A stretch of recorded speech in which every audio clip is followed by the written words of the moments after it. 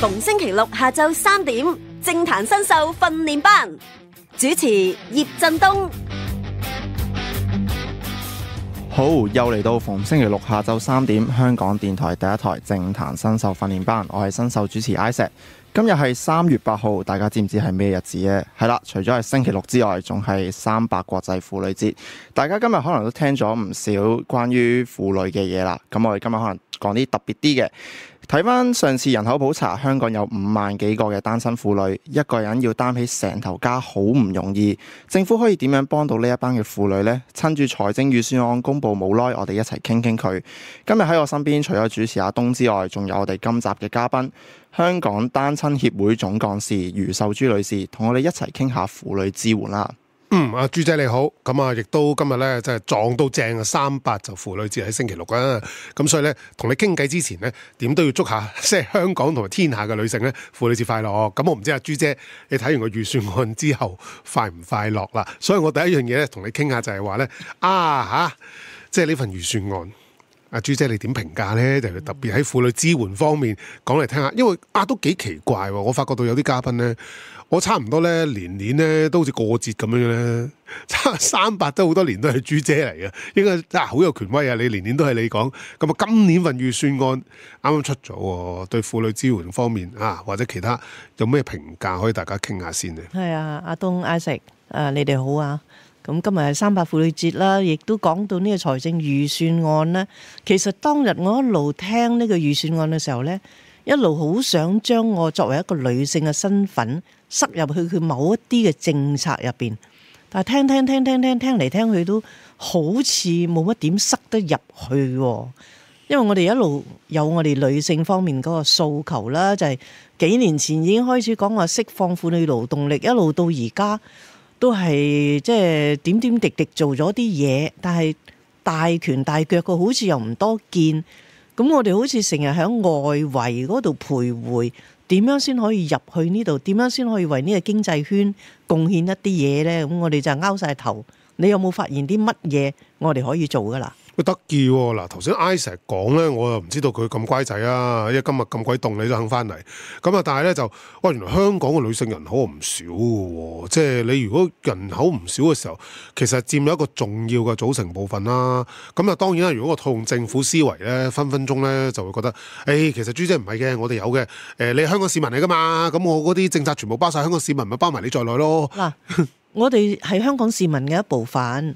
我哋唔係淨係去攞嘢噶嘛，即係唔好淨係同我哋講嘅時候，我有啲咩俾咗你啦，有啲咩益咗你啦，唔係淨係嗰啲嘢啊，而係我哋點樣參與一齊建設香港啊嘛。嗱，早幾年已經講咗啦，釋放婦女勞動力。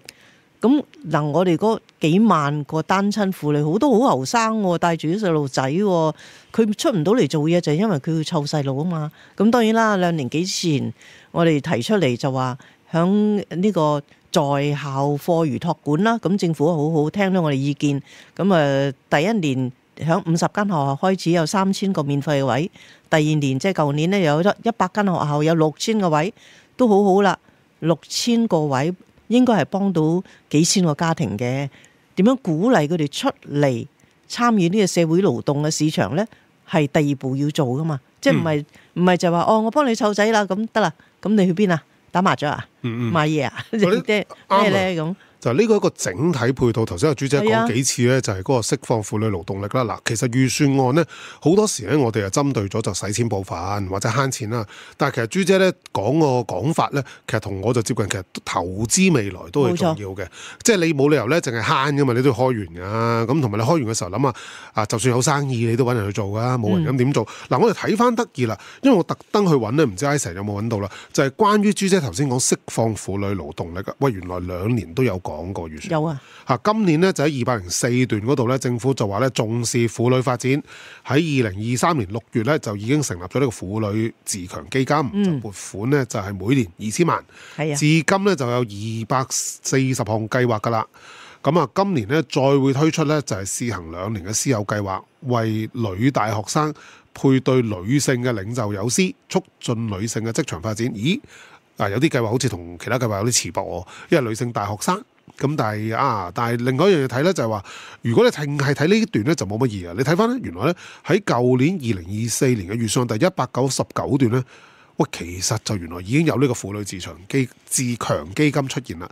咁當時就講咧，就係有推行140項嘅計劃，包括咧就婦女在就業市場轉型、照顧子女同埋長者培訓等。咁好啦，我去類比嘅時候咧，名就多咗，活動又好似多咗，但係同一樣嘢嚟嘅喎。其實除此之外咧，有啲咩新嘢咧？咁我又唔係好見到有啲咩新嘢發生過喎。Isaac 係咪係大學生？我都係大學生，係啦。你會唔會感覺到咧？每年暑假嘅時候咧，或者長假期咧，就好多啲公司啊、社團啊，就招啲大學生咧做呢個實習㗎。嗱，呢度咪有啲似先頭佢哋講話師友計劃之類嘅咯。即係如果你話係新嘢，又唔算係新嘢，只不過集中喺女性嗰度，即係女大學生嗰度啫嘛。咁你對於在而家嘅仲喺屋企踎喺度嗰啲嘅婦女，尤其單親婦女，因為我係單親家庭，我成日都諗起點樣幫啲單親婦女。啱啊！點樣去幫佢哋離開呢個四埲牆呢？佢而家你話係有啲學校有呢個在校課餘託管啦，個媽媽去邊度學嘢？佢如果係個細路仔仲未大，佢想出去學嘢。佢嗰啲學嘢嘅地方，而家好多時就係嗰啲 ERB 啦，即係再培訓局嘅課程啦。嗰度係冇託兒服務㗎，變咗你想去學嘢，你擺個細路去邊呢？咁佢哋又擔心㗎咯。咁我就話政府不如可以考慮下，俾啲託兒費佢哋啊，等佢用嗰啲社區保姆啊，咁佢咪可以去咯。咁就呢樣嘢好似係石沉大海，又冇乜回應喎。咁叫佢哋點樣去學嘢呢？佢未學嘢好啊，等個仔大。擺喺在校課餘託管，佢都唔知做乜，佢去返咩工呢？點返工呢？冇咩技能人哋需要嘅喎。咁嗱，呢啲就係我哋一路講話一條龍嘅配套服務係冇諗掂嘅，同埋咧唔同嘅政策局嘅可能變咗係大家諗唔同嘅嘢，我就諗我搞掂我咪算咯，咁唔關我事我就唔理啦咁。啱啱我聽到阿東講話，即係啱啱嗰個有師計劃啦，即係個有利啟導嗰個計劃。我唔睇，即係你頭先唔講，我都唔發現原來淨係課女大學生。咁但係其實香港女大學生即係佔成個婦女群體唔會話好大啫。點解即係我照我所知就已經有共創明天啦。即係雖然佢係課初中生，照我所知咁，但係點解要專登開多一個計劃出嚟，淨係課女大學生？我聽完我都覺得唔係好明。其實我最奇怪咧就係咁多間大專院校嘅師友計劃咧係恆河沙數。其實我咧一路都有喺大學做 mentor 嘅，帶嗰啲大學生。但係咧就佢哋係忙到不得了，好多時約佢都約唔到嘅。咁你再搞一個咁嘅師友計劃，我唔知成功率會幾多，因為每年嘅夏天啊、暑假咧，我哋就收到好多啲邀請，咪揾啲學生俾我哋啦咁。揾人湊啊，要直頭啊！包括埋嗰啲去實習嗰啲啦，或者係嗰啲交流團啊嗰啲都好多邀請嘅，即係個個都集中晒嗰個時間啊嘛。咁我喺度諗下，一嚟可唔可以分散啲啦？唔一定話要嗰個時間做啦，當然要啲學生得閒啦。第二，俾下啲我哋啲婦女啊，唔好淨係俾大學生啊，得唔得咧？咁整個師友計劃俾我哋啲婦女都好啩。嗱，點解咧？我要將嗰兩段咧讀俾大家聽下咧。其實就朱姐頭先幫我答咗啲嘢㗎啦。第一樣嘢就計劃，如果已經有2年或以上。咁我哋係咪應該要有啲嘅評估出現咗呢？因為你冇評估到嘅話呢，其實就每年就好多名啦。咁但係啲名就好似我哋頭先3個嘅討論咁呢。其實做咩呢？係咪現在有啲計劃已經係重複咗呢？第二樣嘢，我睇個名呢，有時都驚驚地，因為你講婦女自強計劃啊嘛。咁啊，朱姐梗係好有發言權啦。除咗係單親協會之外，亦都係個婦女。咁自唔自強到嘅呢？我都好想知呢件事啊。第三樣嘢呢，更加關鍵就係，其實我好怕啲嘢呢係冇針對性。因為你冇針對性嘅時候咧，就唔知做緊乜㗎啦。咁但係現在你講個名嘅時候咧，你講婦女啊嘛，咁邊一類婦女最需要幫咧？有冇針對性咧？即係你唔可以話全部幫，咁你唔會150萬人幫晒㗎嘛。亦都有啲唔需要你幫，根本上即係個政策唔應該咁。但係最需要嗰班，或者最需要可以發揮到嗰班，係咪又喺透過呢個政策裏邊見得到咧？咁如果見唔到嘅時候咧，其實講緊個政策評估嘅時候咧，就好似怪怪地喎。呢3方面點睇啊，朱姐？嗱，其實咧婦女自強計劃咧，我哋香港單親協會都有申請嚟做。你話係咪可以直接幫到佢就業呢？呢度可能仲要做多重功夫嘅。咁我哋2年都有做啦，我哋覺得其中最大嘅成效係咩呢？就係通過一啲我哋俾佢哋嘅培訓，係一啲職業培訓啦。譬如最簡單係美甲啊、美容啊、美髮啊嗰啲，或者係服裝啊嗰啲、車縫啊嗰啲啦。佢哋原來你話出邊有冇市場？有啲會有嘅，有㗎做美甲嗰啲嚇。但係有啲可能未必咁快嘅，譬如話車嘢啊嗰啲咁，未必可以入到行啦咁。但係有一樣大家都多數得到嘅嘢係咩呢？提升咗自信心。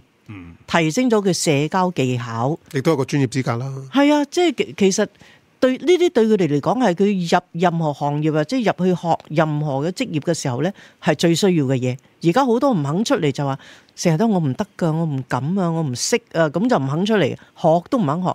佢肯出嚟學呢，佢起碼得到就係提升自信心。我哋試過就係第一屆嗰時揾啲婦女培訓佢哋做司儀啊，個個都唔肯。結果有2個俾我哋夾硬拉咗出嚟，培訓咗之後，我諗阿成唔知有冇咁嘅感覺啊？俾人拉嚟做司儀嘅時候，咦，做咗之後咧，哇，自信心爆棚。到第2次嗰時啊，搶住報名，跟住咧趕都唔落台，即係控制全場嘅情緒、全場嘅程序都得嘅。即係話呢啲婦女，你唔俾機會佢，唔俾個舞台佢，唔俾啲技巧嘅咧，你永遠都發現唔到佢有啲咩能耐，有啲咩嘅優點。其實我哋要做好簡單啊，就俾個舞台俾佢，俾啲機會俾佢，俾啲技巧俾佢，俾個任務俾佢，等佢發揮咧，佢自然咧就話叻過你所諗嘅人嘅。喂，得意喎！嗱，如果你咁講嘅話咧，即係話婦女自強基金咧，其實係做到嘢嘅喎。咁但係喺做到嘢嗰方面裏邊咧，喺你頭先講嗰啲例子裏邊咧，係咪可以放大啲，再做多啲？嗱，因為我就講針對性啊嘛。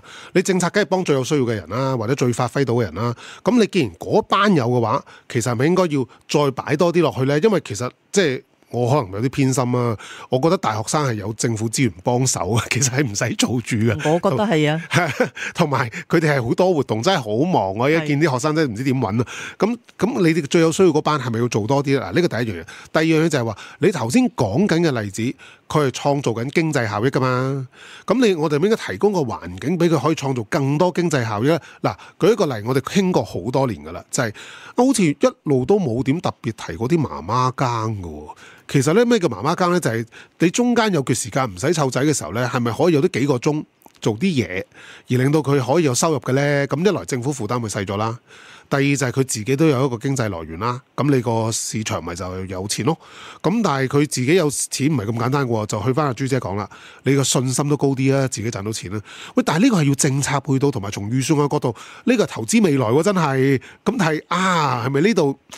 即我孤陋寡聞啊！我未見到啊，我未見到，係咪要做多啲咧？喂，我覺得係呢方面係要做多啲，同埋嗰個目標冇擺得咁淺，就話你培訓咗幾多婦女，有幾多個婦女揾到工啊？咁佢未去到嗰個階段可能，但係佢提升咗自信心咧，佢真係可以夠膽自己去揾工喎。嗰啲唔使我哋教喎，就算我哋教佢美髮、美甲，教佢人際關係、社交技巧諸如此類。佢信心提升咗，佢有咗咁嘅能力嘅話咧，佢唔一定要做翻美甲美髮嘅，佢可能要做 sales 都得嘅，即係可能去我哋而家講啦，話又話經濟提升經濟啊，旅遊嗰方面啊，培訓你做導遊啊都得嘅，有機會，即係要諗闊啲，同埋嗰個目標冇定得太淺咯，可以深度啲咯。好多時咧，我哋都希望被看見嘅。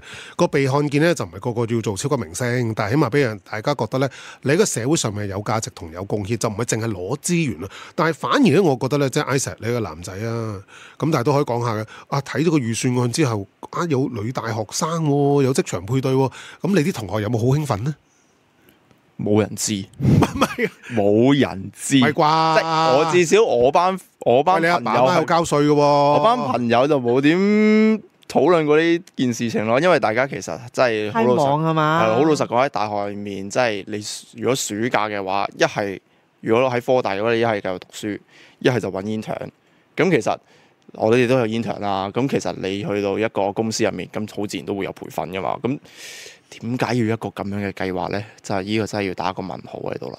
喂，你其實你學校現在咪都已經有嘅咧？我記得依家好似好多學校都一定係有嘅喎，喺最後嗰年嘅時候都鼓勵你參與一啲實習啊、師友計劃㗎啦。實習嗰啲，實習嘅話好多實習。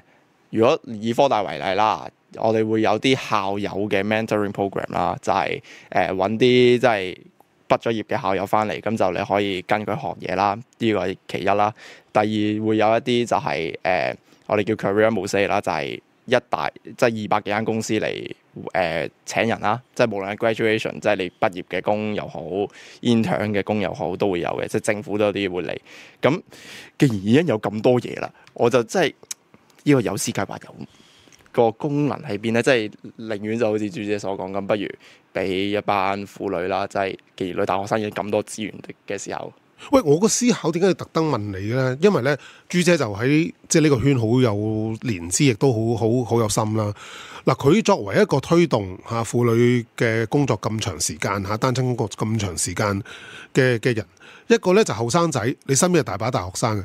我都唔知點解我哋呢啲意見其實有冇方法俾政府聽到嘅咧？起碼出個預算案嘅時候，喂，聽好啊！因為一份預算案洋洋灑灑唔1萬都幾千字啊！佢肯寫幾隻叫女大學生落去嘅字嘅時候，其實係好重要嘅喎，起碼都佔咗4粒字啊，係咪先？咁但係問題上好似入唔到去喎，朱姐。嗱，我哋就核心嘅外圍，我知道你容易啲傾嘅，可唔可以有啲意見俾咗政府容易啲去處理呢？嗱，因為預算案呢喺立法會度呢，暫時呢都係仲討論當中嘅，都排緊。喂，仲有啲空間喎，但係如果好似 Isaac 嗰啲嘢入唔到去，你嗰啲嘢入唔到去嘅時候，喂，照推，其實倒翻轉頭，另外一種浪費資源嘅喎。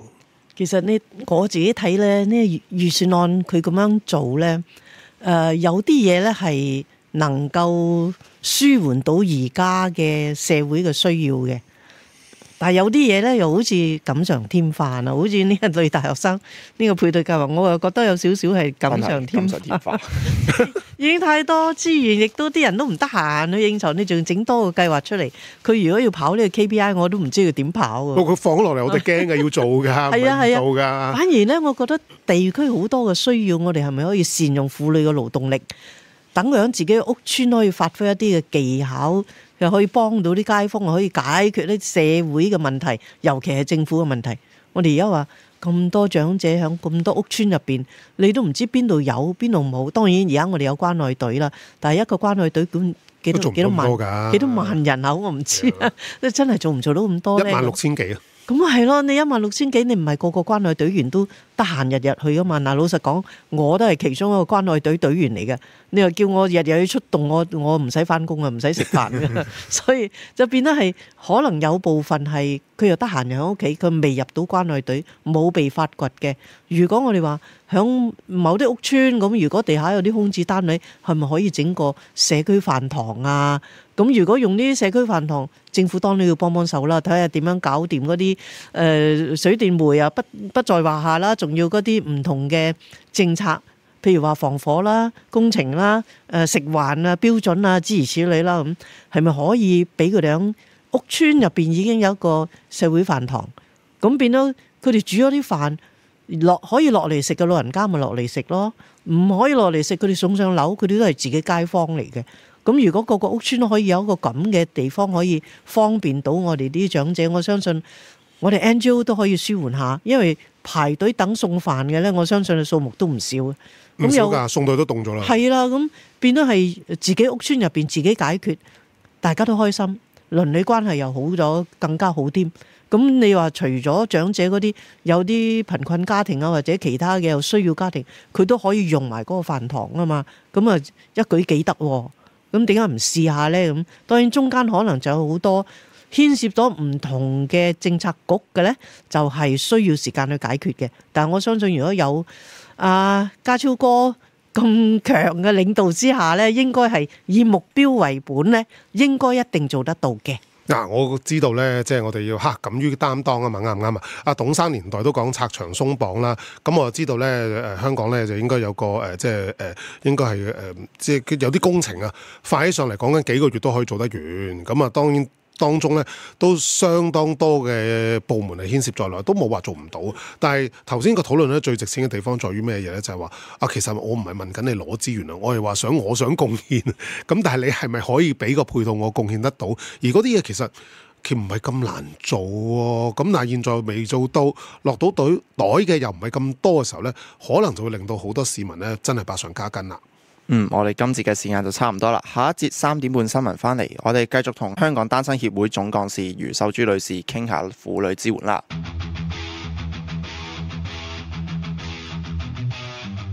政壇新秀訓練班主持葉振東。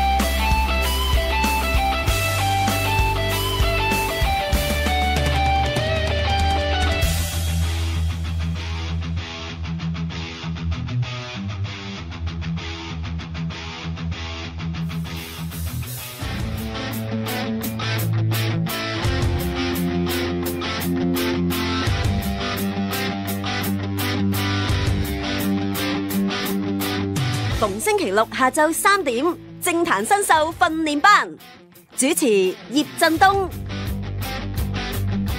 好，歡迎翻到嚟政壇新秀訓練班。3點半新聞之後，我哋繼續同香港單身協會總幹事余秀珠女士傾下對婦女嘅支援啦。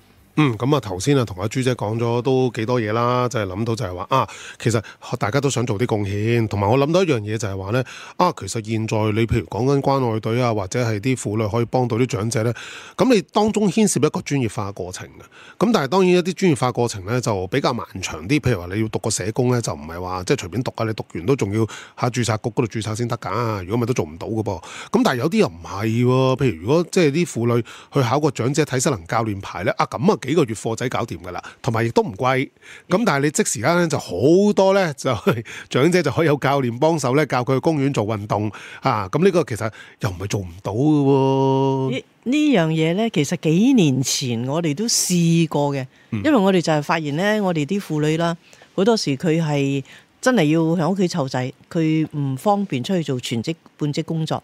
我哋係揾咗一啲嘅善長嘅贊助，係真係出正糧俾佢哋嘅。我哋揾一啲體育教師嚟培訓咗一啲簡單嘅動作啦，就同啲私營嘅老人院咧合作。我哋派我哋啲媽媽去定期啦，可能一個禮拜有2次，每次1個鐘咁上下，就帶啲院友去做一啲簡單嘅運動。其實好多咧已經坐咗喺個輪椅噶啦，係啊，但只不過佢有個人入嚟，同佢傾下偈，講下嘢，等佢喐下手喐下腳咧，都係開心嘅。有溫度啊嘛，係啦，都係開心嘅，因為院入邊嘅職員係冇時間做呢啲嘢嘅。咁我哋做到疫情開始唔准入院就停咗啦。咁到而家都未恢復翻。其實嗰時係好踴躍噶，我哋啲婦女自己都話雙面都得益啊。有啲老人家教學相長，佢自己身體又好咗，佢識啲朋友之間大家互相交流，我哋定期翻嚟檢討啊，學新嘢啊嘛，交代啊咁，所以佢哋覺得同朋友嘅交往又多咗，即係唔使自己韞喺屋企。我覺得呢啲係一啲好好嘅方式。但係有冇機會繼續做呢？咁喂，同埋你頭先講嗰個重點啊！嗱，我講嘅咧就係因為你牽涉個專業化過程咧，先可以推而廣之㗎。因為我哋大家都要專業同埋安全嘅。咁但係咧，你頭先講嘅時候得叫係揾個善長喎。我想講係揾個政府啊，唔係揾個善長。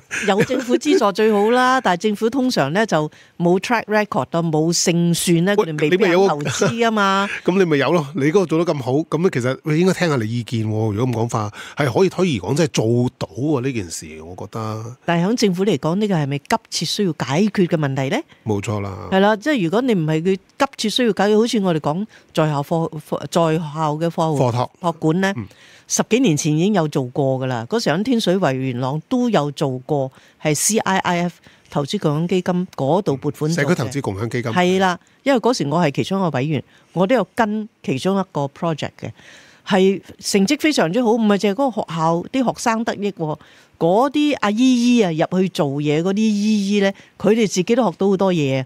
即係最初係乜都唔識嘅一班家庭主婦，到1年之後咧出嚟做司儀啊，做安排啊，做同我哋傾偈啊，有一個仲叻到後尾咧，直情係入翻去勞動市場做打電腦啊！佢初初係電腦都唔識嘅，經過呢個咁嘅1年之後，佢唯一要學嚟教嗰啲學生。唯一要學嚟自己上網揾資料而學嘅啫。咁我覺得呢個咪好好。但係我哋過去10幾年講，點解冇人理啊？嗰時我哋同社署講，社署話學校啊，我哋入唔到喎。咁嗱，呢個又係事實啦。我哋同學校講，學校話湊仔唔關我事喎。咁即係兩個唔同嘅政策局咧，係變得係冇得傾嘅。但係而家真係我哋嘅社會呢幾年真係需要勞動力啦。尤其疫情之後，好多行業都係揾唔到人，咁你開始政府成為一個政府嘅問題。如果我哋提出嚟嘅時候，可能會覺得，咦，係呢個係一個釋放婦女勞動力嘅機會。咁兩個政策局呢就要傾啦。咁好快幾個月就做成咗咯。所以係要睇啱時間，睇啱我哋嗰啲嘢係咪幫到政府解決佢面對嘅問題呢？咁。啱啱頭先就講到，即係無論係疫情過後，即係一啲經濟嘅發展啦，即係人口勞動力唔夠啦，或者頭先講到啱啱講到打電腦，我諗起就係喺疫情期間，即係除咗我哋冇得見面之外啦，有一樣嘢發展得好快就係電子科技啦，即係無論係 work from home 呢樣嘢都係喺疫情期間先至出現。咁講到話釋放婦女勞動力，其實未必一定要係嗰個人出翻社會去工作噶嘛。你可以話湊完小朋友可能翻咗學，跟住喺屋企你都可以照樣做到嘢。咁其實呢一個會唔會都係釋放婦女勞動力嘅其中一個方法咧？其實但係有冇呢啲工種咁多去吸納先係一個問題？嗱，你講到咁高科技咧，可能都需要一啲時間去培訓啦，唔係個個婦女都話拿起電腦、拿起手機就識得用啦。有啲唔需要電腦、唔需要高科技噶嘛，譬如喺屋企織冷衫得唔得啊？喺屋企都係 work from home 啫嘛。係啦，60、70年代嗰啲穿嗰啲膠花。我哋過去真係諗過嘅，開個網店啊，教佢哋開網店，或者我哋揾有啲咩商家肯義務咁樣開個網店，啲婦女織咗咪交去嗰度喺網上賣咯咁。過去有人講過㗎，織嗰啲細路仔嘅出生細路仔嘅襪仔啊，係好受歡迎啊，啲人要訂嘅咁。但係可惜嗰幾年疫情啦，咁乜都沉晒咁。而家會唔會有啲可以俾我哋咁諗？當然啦，又要諗下，如果我哋啲婦女係住喺屋邨嘅房屋入邊咧，會唔會又因為你喺屋企做生意而違反咗啲條例？我諗我哋嘅法律啊，各方面嘅嘢都要與時並進。即係要拆牆鬆綁啊嘛，就等佢哋喺屋企又好，我唔妨礙到鄰居，我唔搞到咩聲響啊、污糟啊嗰啲嘢，係咪都可以喺屋企做一啲咁嘅手工藝而幫補下咧？呢啲係恢復翻我哋70、80年代啊，上個世紀喺屋企做家外補啊，好多係咯，嗰時我喺屋企咪車衫咯，好多係啊，攞衫翻屋企車啊，剪線頭。我相信而家有部分高官可能都見過嘅，唔出奇啊。係啦，咁但係我想擴闊啲個話題咧，唔好淨係講釋放婦女勞動力呢件事啊。但係我諗下嗱，即係如果你翻工咁講啦，當有得翻咧，梗係計數啊。即係我發覺到，如果攞福利仲好過翻工咧，咁我就唔會翻工噶啦。咁但係如果我發覺到翻工咧又有自信咗，收入又好咗，而且我對個社會有貢獻，咁我做啦。咁啊政府咧嗱，我好努力幫佢揾，到底有啲咩同婦女有關？原來今年預算係227段嘅第5項嗰度咧，我都真係揾到啲嘅，就係以在職家庭津貼計劃咧。係會發多少少錢嘅，咁但係呢個又足唔足以一個誘因令到大家多咗嘢做？即係我乜嘢政策都未搞掂之前，我在職家庭津貼我俾多啲啊，咁樣咁令到你鼓勵你多啲去工作，有冇咁嘅可能性？但係頭先我哋講嗰抽問題，如果唔得嘅話呢，其實你俾到死，佢都係唔想做，因為你太多嘢要考慮啦。佢純粹想令到嗰個自己即係叫做可以幫到手咁解啫。咁呢個有冇咩成效出到嚟呢？呢個計劃呢，就唔係唔好嘅。咁我哋要考慮嘅咧，最好係一條龍啊！即係唔係話淨係呢個計劃所益到嘅人，或者俾多半個月做到啲乜？係啦。咁好短。咁佢除咗話可以因為我低收入，我可以攞到呢個幫補。我如果話上樓嗰度會唔會又幫補快啲啊？又或者我細路仔嘅學業嘅學校嘅使用嗰方面，又會唔會係都得到啲幫補咧？而家冇咗嗰2500蚊啊嘛。咁即係話你如果一條龍去考慮咧，可能嗰個吸引佢留喺個工作嘅機會咧就大啲。如果唔係，佢話計嚟計去，我寧願攞綜援啦。咁你真係反轉晒噶咯。即係我哋唔希望呢啲咁嘅情況發生咯。但係希望政府諗嘅時候咧，就諗一條龍，每個政策局貢獻一啲，俾呢個家庭點樣幫佢翻入市場或者留喺個市場入邊。喂，你大家睇一睇咧，如果呢啲咁嘅計劃咧，每個計劃咧俾多半個月糧嘅話咧，其實咧，哇，原來個開支都唔少31億嘅喎。咁但係如果你變成一個政策嘅話咧，學阿朱姐話齋一條龍咧，分分鐘係唔使咁多錢嘅，因為咧你變咗一個咧就係一個政策推動，就用個錢，同埋就唔會咁樣好似我哋叫審嚴啊，審內冇講。嗱，我哋喺度鼓勵啲人去揾工啊、翻工咧，好多人話最好喺我樓下啦，嗰份工。咁如果唔係咧，要我搭車去，啲車費好貴喎。咁呢個係一個事實啦。當然佢而家有啲交通津貼，但係要跨區先有啦。近嗰啲又未必有啊。咁另外一個就係佢哋去揾工啊，都覺得我揾工，我揾遠少少要搭車，我都要錢咁。我都有建議政府會唔會響佢揾工嘅時候，失業揾工，你俾佢一段時間，俾咗八達通又好，乜都好，等佢夠2-3個月之內去揾工用嘅。鼓勵佢揾工啊嘛，就唔係話揾工你自己出錢啊，揾唔到你嘅事啦咁，即係唔好用一啲咁嘅懲罰性嘅方式咯。咁現在勞工處咧，據我所知都有幫手揾工嘅，但係有冇諗到阿朱姐咁細緻嘅話咧，可能咧都值得參考。不過你頭先提咗一樣嘢咧，令我諗起一樣嘢今年真係好多啲單親媽媽咧，其實都唔係一定單親媽媽，好多家長都有意見就係我 cut 咗嗰2500蚊。喂，其實真係百上加斤喎。如果你又鼓勵生育，咁啊屋企唔使多啊，2個小朋友就5000蚊㗎咯，咁都唔少錢㗎喎。咁當然啦，根據司長講法咧，就係原來交咗俾局去決定嘅。咁啊，局點解決定 cut 咗呢2500蚊咧？我就未考究到。咁但係嗰筆錢又係唔少喎，原來 cut 39億㗎喎，都幾誇張。咁喂 cut 咗呢筆錢，我哋睇翻預算案裏邊，到底有啲咩嘢係咪會令大家百上加斤之餘咧？應該咁講，你揾唔揾到其他嘅支援俾到你？因為唔係純粹呢2500蚊啊！大家再諗一個話題就係話，我哋社福嘅資源都 cut 啦。今年好明顯啦，舊年就講話每年 cut 2%，咁現在就可能更加多啦。咁更加多嘅時候，又會出現咗一種骨牌效應呢，就係話其實會你萬一冇咗呢個津貼之後，要揾其他支援，可能都揾唔到啊，因為啲機構自己都冇資源啊嘛。咁點幫手？咁呢個對你哋壓力又如何呢？其實如果你話要 cut 咧，喺福利方面呢，譬如話我哋攞綜援嘅家庭入邊，係咪個個細路仔每個學期都要攞個新書包呢？咁你會唔會諗下呢度？如果1年一個新書包，我諗都用得到啩？我啲女用嘅書包幾年噶，唔係1年噶。咁校服就唔得啦，因為佢長大噶嘛，啲鞋又唔得啦。咁其實你諗下，有啲地方可減則減，當然啦，要多啲人手去計算啦。咁如果你2500蚊咧，我覺得係可以憑佢嘅入息去睇下係咪應該俾嘅。如果佢真係已經有足夠嘅入息嘅住半山，你就俾佢，係咪浪費呢？咁我覺得呢啲嘅計算係需要人手，但係值得喎。你計咗翻嚟，你慳到嘅錢係用喺適當嘅人嘅身上啊嘛。咁就算我哋社福界啦，我有時我諗下，過去都提過噶啦。青少年中心，我哋香港有80幾間青少年中心，朝早係唔開嘅，因為佢方便啲青少年咧下晝放學先入去。我唔知Isaac你有冇用過啦？嗰啲青少年中心聽過下咯，聽過下，但係冇入過去，因為都係翻屋企。咁你好，啲中心主任聽到好傷心，係啊，有咁多活動都唔係，但係都仲知喺邊嘅，即係最少青協最近嗰個喺邊，咁都有啲印象嘅，都知喺邊嘅，但係就冇入過去啫。我哋知道佢哋都營運都好艱難啊，因為要想盡辦法點樣吸引啲青少年而家世代啊，要入去。你諗下佢要做幾多嘢先可以吸引Isaac呢啲嘢入去咧？咁既然我記得以前我哋開組嘅時候咧，20幾30人要開2組啊，依家有幾個人都照開噶啦。冇辦法啦，入嚟都歡迎噶啦，仲要揾嘢吸引佢入嚟，又送乜飛物飛喎要。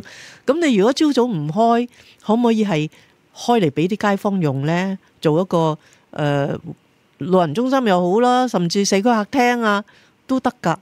咁你咪善用攞咗資源咯，即係你唔使話我 cut 咗你或者咩，我俾你做多啲嘢，減輕咗我嘅負擔，咁咪好咯。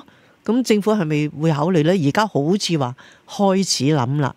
咁其實我又覺得好多學校都係啊，哇4點後好多課室都空框框嘅喎，咁係咪可以又善用資源啊？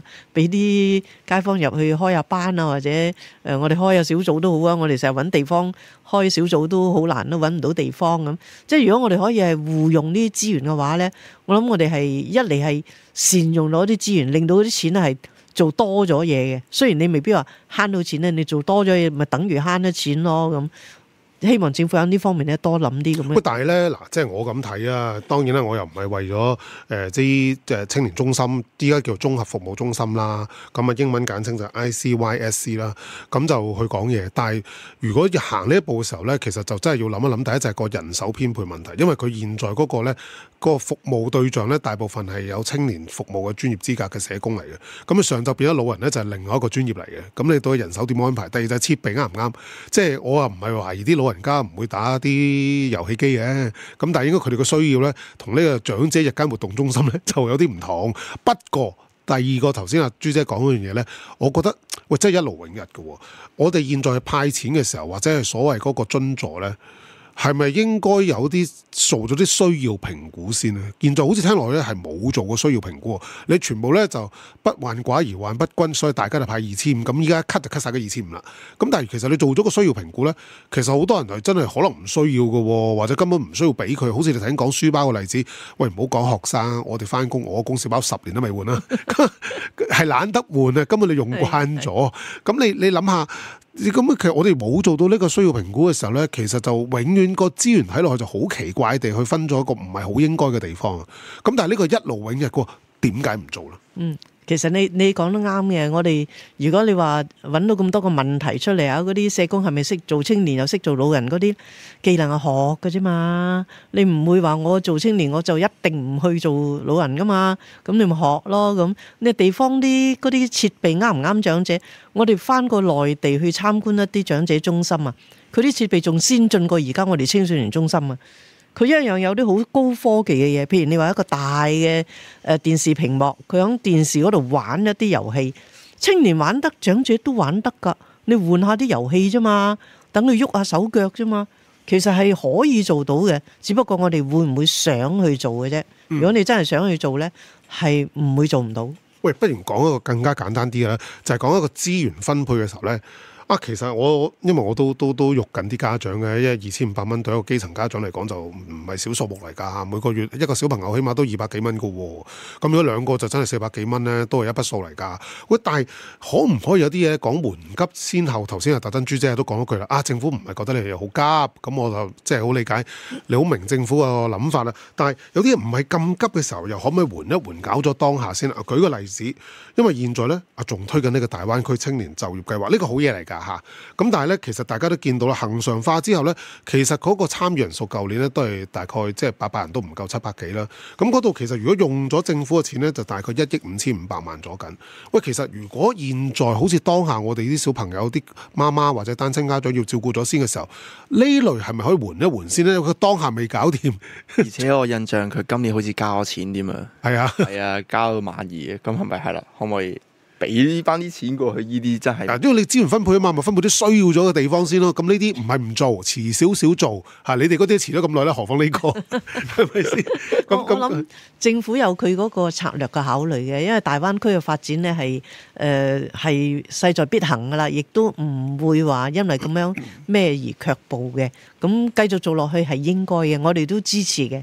但係佢如果有部分嘅資源可以係用響多啲，響幫助呢啲真係婦女參與翻嘅勞動市場嘅前期工作嘅準備呢，我覺得就會係雙贏啦。即係唔係淨係為青年將來嘅發展，唔係為大灣區發展，我哋都係大灣區嘅一份子啊嘛。點解我哋唔可以發展啫？係嘛，都俾埋我哋一齊發展啦。喂，咁不如轉咗個名啊，叫大灣區婦女就業計劃。咁得唔得咧？喂，即係或者係咁會唔會更加有針對性啲幫到手啊？喂，其實真係大灣區都缺乏啲人手去照顧老人家嘅，唔係冇嘅。香港更加缺啊。係咁，當然啦，咁當然啦。如果揾到人肯做嘅話咧，首先顧咗香港嗰啲。我都相信係。如果唔係，政府都唔使考慮話響內地即係深圳啊呢啲地方去買位啊，響啲老人院嗰度買位，或者係同成間嘅老人院去合作，點樣去說啲香港長者用內地嘅服務啦？咁係雙贏嘅，其實。咁你咁咪講得啱咪一條龍咯？嗱，你既然都想上去，喂改大灣區婦女就業計劃，咁會唔會好啲咧？因為我喺上面嘅位，將我哋送上去上面照顧。係因為大灣區青年就業計劃咧，我驚緊 ISEC 嗰啲咧，即係唔係話佢哋唔參加，又話佢哋太多選擇，同埋唔係最需要幫嗰批，始終大學生。咁佢有佢嘅能力可以揾得到工嘅，我相信。但係你哋嗰批好似需要多啲喎。係啊，我哋啲婦女咧，佢哋如果個細路仔喺呢度咧，佢就多數會考慮喺呢度做嘢多過翻內地啦。咁變咗喺呢度咧，點樣去令到佢可以入到行，離開呢個四埲牆嘅細路仔？最緊要就搞掂細路仔嗰個安排。個個唔肯出去做，就問題就係佢冇埞擺個細路仔啊嘛，佢唔安心啊嘛，又或者要俾好貴嘅補習費擺喺嗰啲叫做補習社，咁令到佢可以翻耐啲嘅工。咁如果而家政府可以係擴大呢個在校課餘託管之餘，係俾啲機會佢哋真係去學嘢啦。我覺得係可以定一啲嘅 KPI 嘅，譬如你擺個細路仔喺呢度1年或者2年之後，你就真係要學到某啲嘢，參與嘅勞動市場噶咯，就唔可以日日喺屋企 hea 啊，去玩去打麻雀噶咁咯。我啱啱最後咧想問阿朱姐嘅問題咧，你已經答咗啦，就係當下最重要做啲咩嘢咧？真係都照顧咗佢個家人緊要啲嘅，特別小朋友。同埋咧，我都成集我就係想俾大家知道一件好重要嘅事咧，唔係攞福利，其實大家可以貢獻嘅，係投資明天啊！即係佢哋其實係可以做好多嘢啊！咁我哋唔係淨係話要攞啲咩錢去投放落邊度，可唔可以用另外一個角度咧即係投資未來嘅時候咧，其實人力係一個相當重要嘅資源，我哋有冇考慮到咧？咁呢個都可能咧，即係之後大家要深思嘅問題啦。今集嘅時間就差唔多啦，我哋再一次多謝香港單身協會總幹事余秀珠女士，同我哋一齊討論咗一啲婦女嘅政策同支援，多謝各位。多謝各位。以上節目內容純屬嘉賓個人意見，與本台立場無關。